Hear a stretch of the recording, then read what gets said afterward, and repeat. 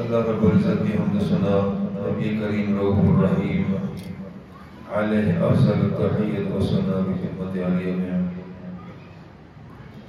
ان کے درود و سلام عرض کرنے کے بعد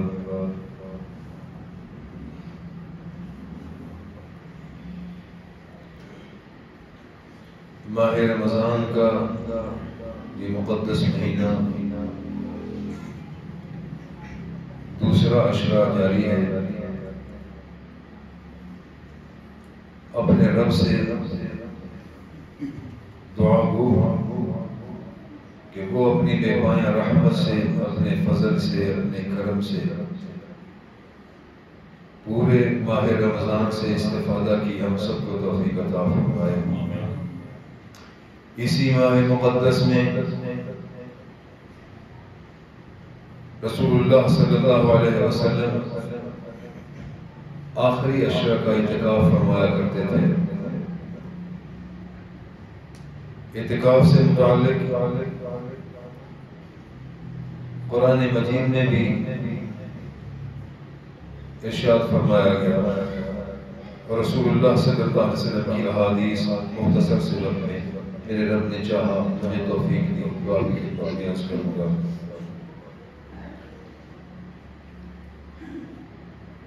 ماہ رمضان کا جو آخری عشرہ ہے، آخری 10 دن، ان میں اعتکاف کرنا یہ سنت مؤکدہ کفایہ کہلاتا ہے۔ یعنی اگر پورے محلہ میں، بستی میں کسی ایک شخص نے بھی اعتکاف کیا تو باقی اس سے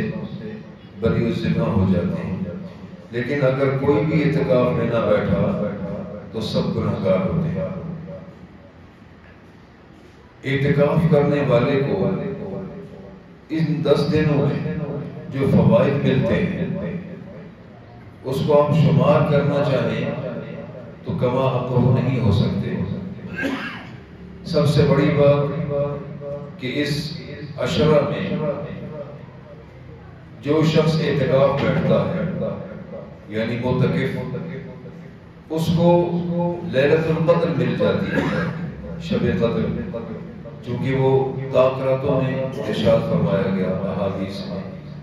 تو وہ چونکہ 10 دن اور 10 راتوں کے لیے مسجد میں ہوتا ہے تو اعتکاف کے دوران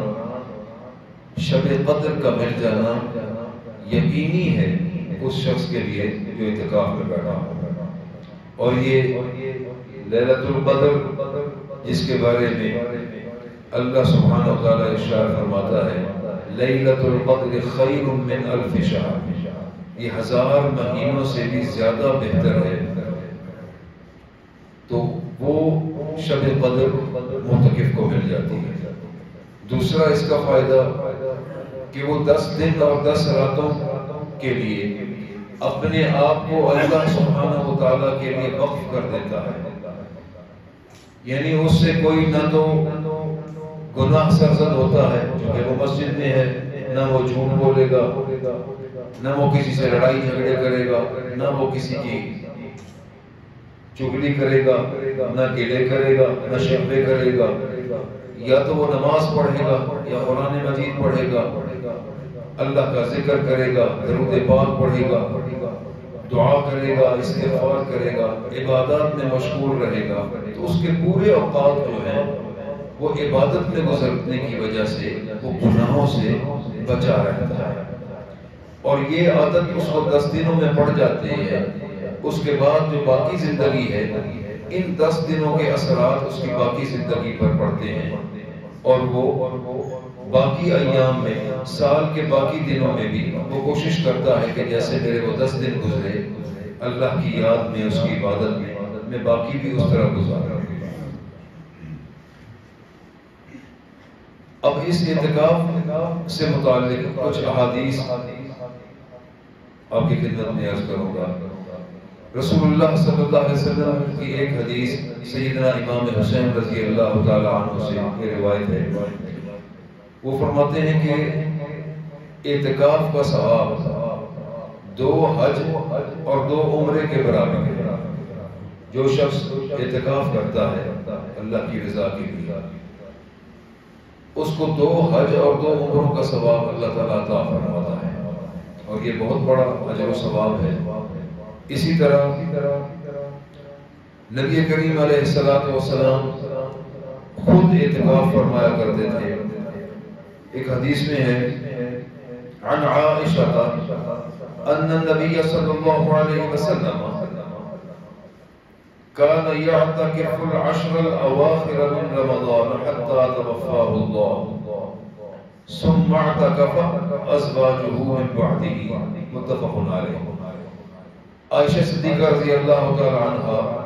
یہ روایت کرتی ہیں کہ حضور صلی اللہ علیہ وسلم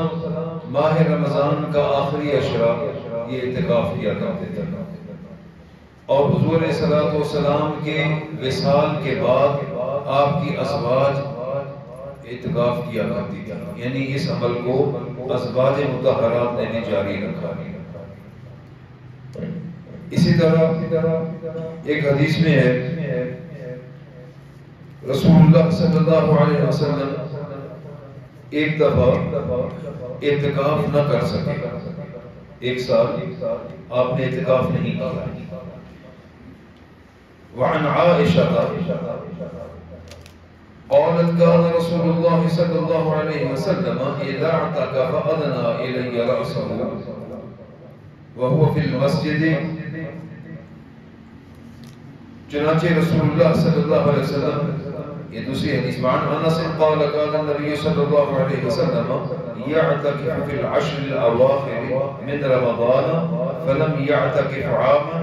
فلما كان العام حضور علیہ السلام 1 سال اعتکاف نہیں کر سکے، کسی وجہ سے آپ نے اعتکاف نہیں کرا، تو اگلے سال آپ نے 20 دنوں کا اعتکاف کیا۔ 10 دن کا اعتکاف ہوتا ہے تو آپ نے 20 دنوں کا ماہ رمضان میں اعتکاف کیا کہ پچھلے سال وہ رہ گیا تھا، تو اس سال آپ نے اس کو 20 دن کیا، اور یہ آپ کا آخری تھا۔ یعنی اتنا اعتکاف کو خود پر حضور صلی اللہ علیہ وسلم نے لازم رکھا، اور ازواج مطہرات بھی اس پر پابندی کرتی رہی۔ اب اعتکاف سے متعلق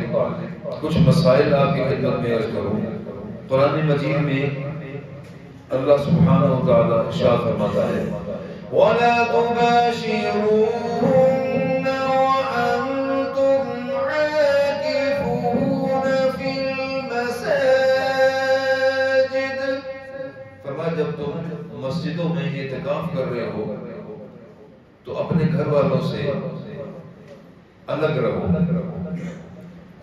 یعنی مسجد میں مکمل طور پر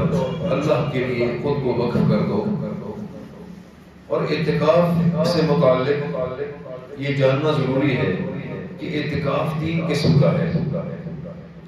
ایک اعتکاف تو ہے جو ماہ رمضان کے آخری عشرہ میں کیا جاتا ہے، سنت موقدہ کفایہ، اس میں روزہ شرط ہے۔ اگر کوئی شخص روزہ نہیں رکھتا اور وہ اعتکاف میں بیٹھ جائے تو اس کا اعتکاف نہیں ہوگا، اس اعتکاف کے لیے روزہ شرط ہے۔ ایک تو یہ اعتکاف ہو گیا۔ دوسرا اعتکاف مثال کے طور پر میں منت مانتا ہوں کہ میرا فلاں کام ہو جاتا ہے تو میں اعتکاف کروں گا، 1 دن کا، 2 دن کا، 3 دن کا، 10 دن کا اعتکاف کروں گا، منت کا اعتکاف ہے۔ یہ واجب ہوتا ہے، جب شروع کر لیتے ہیں تو یہ واجب ہو جاتا ہے۔ تو ان 2 اعتکافوں میں یہ مسئلہ یاد رکھیں، یعنی جو منت کے لیے اعتکاف کیا جائے اور جو ماہ رمضان کا یہ سنت موقدہ کفایہ، ان 2 اعتکافوں میں روزہ شرط ہے، اس کے بغیر اعتکاف نہیں ہوگا۔ تیسری شکل اعتکاف کی یہ ہے کہ نفل اعتکاف، مثال کے طور پر ہم مسجد میں آتے ہیں تو مسجد میں داخل ہو کر ہم پڑھتے ہیں نویت سنت الاعتکاف، یا اردو میں اپنی زبان میں کہہ لیں کہ میں مسجد میں اعتکاف کی نیت سے داخل ہوتا ہوں۔ تو وہ جب تک مسجد میں رہے گا، نماز پڑھے گا، قرآن مجید پڑھے گا، جتنا وقت وہ مسجد میں گزارے گا اس کو اعتکاف کا ثواب ملتا رہے گا۔ اور جب وہ باہر جائے گا اس کا اعتکاف ختم ہو جائے گا۔ اس اعتکاف میں، اس کو نفل اعتکاف کہتے ہیں، اس اعتکاف میں روزہ شرط نہیں ہے۔ کوئی بھی شخص جب مسجد میں آئے نویت سنت الاعتکاف کہہ لے، نہیں عربی آتی اپنے زبان میں کہہ لیں، اللہ سبحانہ و تعالی وہ اس بات پر قادر ہے، نیتوں کو جانتا ہے۔ عربی میں کسی کو نہیں پڑھنی آتی دعا تو اپنی زبان میں کہہ لیں کہ میں مسجد میں اعتکاف کی نیت سے، نفل اعتکاف کی نیت سے داخل ہوتا ہوں، تو اس کو اعتکاف کی عبادت کا ثواب ملتا رہے گا جب تک وہ مسجد میں رہے گا۔ تو یہ 3 طرح کے اعتکاف میں نے بتائے، اس کو پھر دوہرا لیں۔ سنت موقدہ کفایہ ماہ رمضان کا آخری عشاء، اس میں اور جو واجب یعنی منت کا اعتکاف ہوتا ہے، ان دونوں میں روزہ شرط ہے، اس کے بغیر اعتکاف نہیں ہوتا۔ اور جو نفل اعتکاف مسجد میں داخل ہونے کے لیے ہم روز مرہ کرتے ہیں، ہر نماز پہ یا جب بھی مسجد میں آنا ہو، اس کے لیے روزہ شرط نہیں ہوتا۔ دوسری بات، اعتکاف کے لیے بالغ ہونا شرط نہیں ہے، یعنی یہ ضروری نہیں کہ کوئی بالغ ہو تو اعتکاف میں بیٹھے، نابالغ بھی اعتکاف کر سکتے ہیں۔ اور تیسری بات، خواتین کے لیے کہ وہ اپنے گھروں میں اعتکاف کریں، اگر کوئی کرنا چاہتی ہے تو وہ اپنے گھر میں مسجد، بیت مسجد اس کو کہتے ہیں، یعنی کوئی نماز کے لیے جگہ مقرر کر لیں کہ میں نے یہاں نماز پڑھنی ہے، اسی جگہ کو وہ اعتکاف کے لیے محسوس کر لیں، اس کمرے میں اعتکاف کرنا ہے۔ اس کمرے سے بغیر شرعی عذر کے باہر نہ جائیں، واش روم میں جائیں، فوراً واپس آ کر اپنی اسی جگہ پر وہ بیٹھ جائیں، اپنے اس روم میں وہ چکر لگا سکتے ہیں۔ شریعت میں یہ نہیں ہے کہ وہ سختی کہ آپ بیٹھے ہی رہنا ہے، آپ نے اپنے کمرے میں واک کر لیں، چل پھر سکتے ہیں۔ اور دوسری اس میں اہم بات یہ ہے کہ خواتین جب بیٹھتی ہیں اعتکاف میں تو ان کے گھر والوں پر مکمل پابندی ہوتی ہے۔ اگر وہ شوہر والی خاتون ہے تو شوہر پر پابندی ہے کہ وہ اس کمرے میں نہیں آ سکتا جس میں وہ معتکفہ موجود ہے، ایسا نہیں ہے۔ اس مسئلے کو واضح ہونا چاہیے۔ شوہر اس کمرے میں جا سکتا ہے، بیٹھ سکتا ہے اور دینی معاملات پر، مسائل پر بات بھی کر سکتا ہے،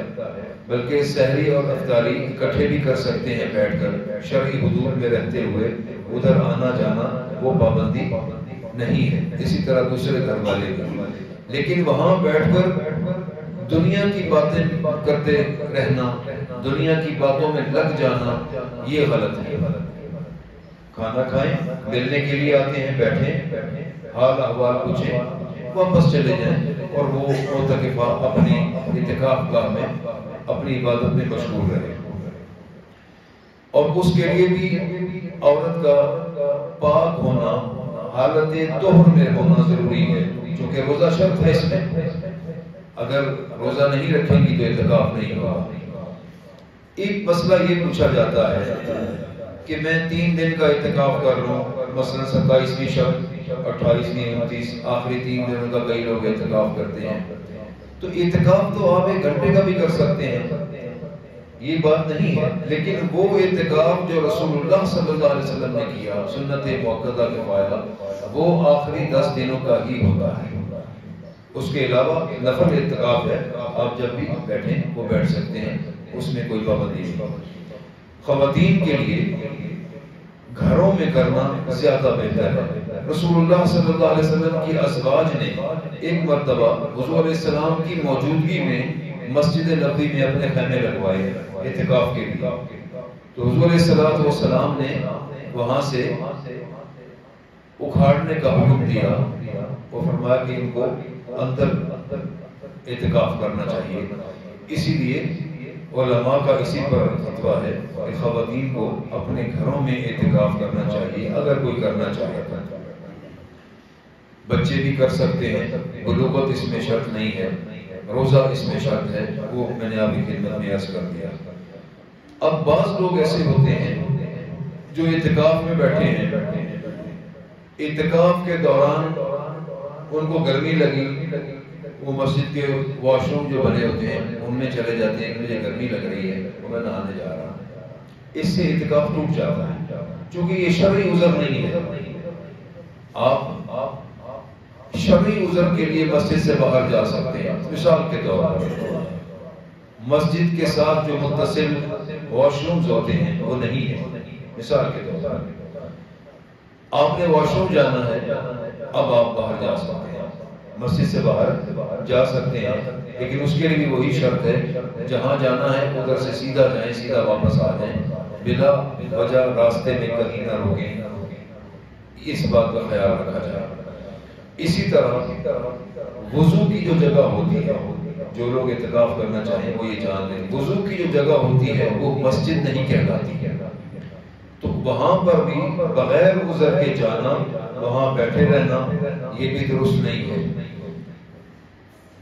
اور معتکف کے لیے یہ خصوصی ہدایات علماء دیتے ہیں،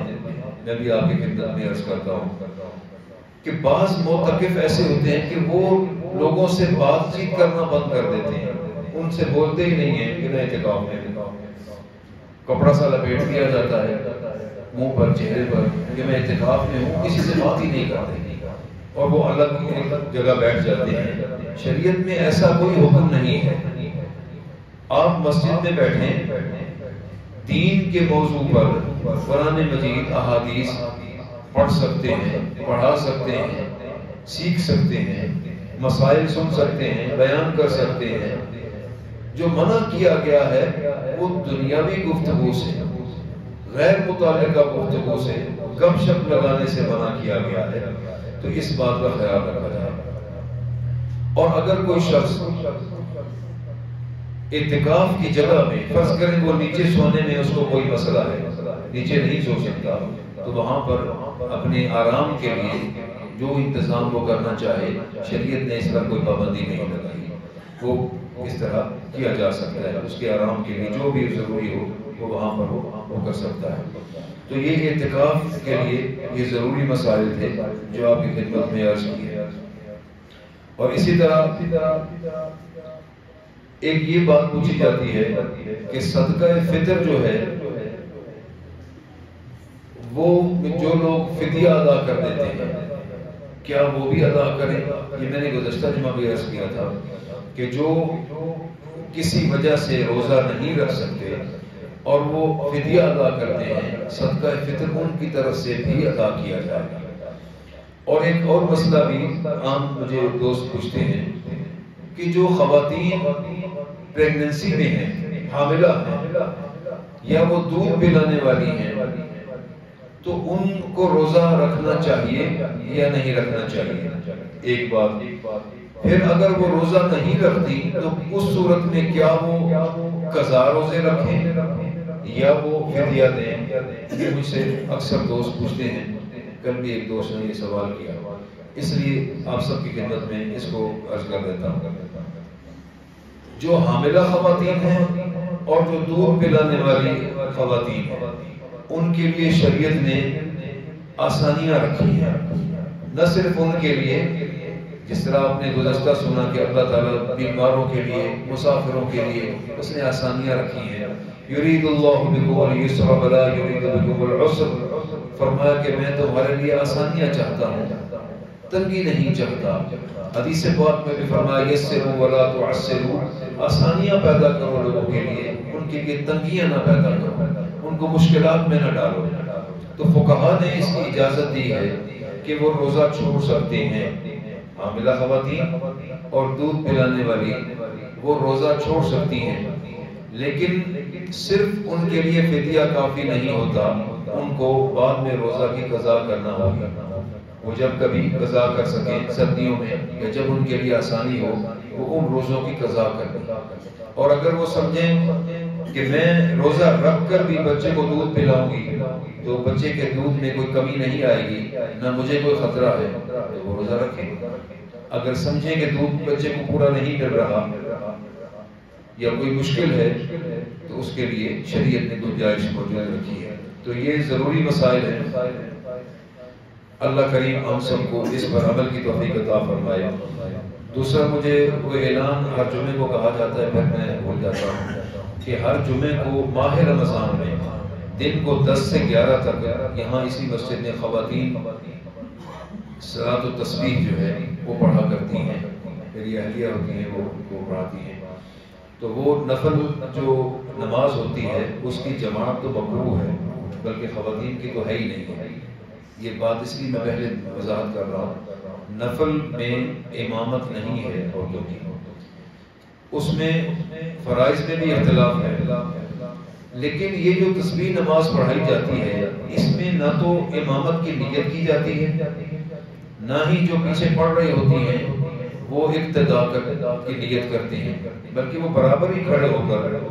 بلند آواز سے اس لیے پڑھا جاتا ہے تاکہ وہ جو خواتین ہیں دوسری جن کو نہیں پتا وہ سن سن کر ساتھ وہ بھی پڑھتی رہیں۔ اس طرح وہ ایک جماعت کی شکل بن جاتی ہے، جماعت ہوتی نہیں، کیونکہ نفل نماز میں وہ اس طرح کی جماعت خواتین کی ہے نہیں۔ تو اس بات کو میں بھول گیا، گزشتہ جمعہ میں مجھے کہا گیا، تو جمعہ کے دن ماہ رمضان کے لیے مخصوص ہے، 10 بجے سے 11 بجے تک ادھر صرف خواتین ہوتی ہیں، یہاں پر کوئی دوسرا داخل نہیں ہوتا۔ تو اللہ کریم ہم سب کو اس پر عمل کی توفیق عطا فرمائے۔ ایک مسئلہ اور مجھ سے پوچھا گیا کہ جو تراویح پڑھی جاتی ہے اس میں کچھ دوست فرض نماز با جماعت نہیں پڑھ سکتے، لیٹ آتے ہیں، اب وہ وتر نماز جو جماعت سے ہوتی ہے ماہ رمضان میں وہ الگ سے پڑھتے ہیں، کیونکہ فرض انہوں نے نہیں پڑھے اس لیے وہ وتر بھی الگ پڑھتے ہیں۔ اس میں جو علماء نے مسائل بیان کیے وہ تو یہی ہے کہ جو شخص فرض جماعت سے نہیں پڑھ سکا وہ وتر بھی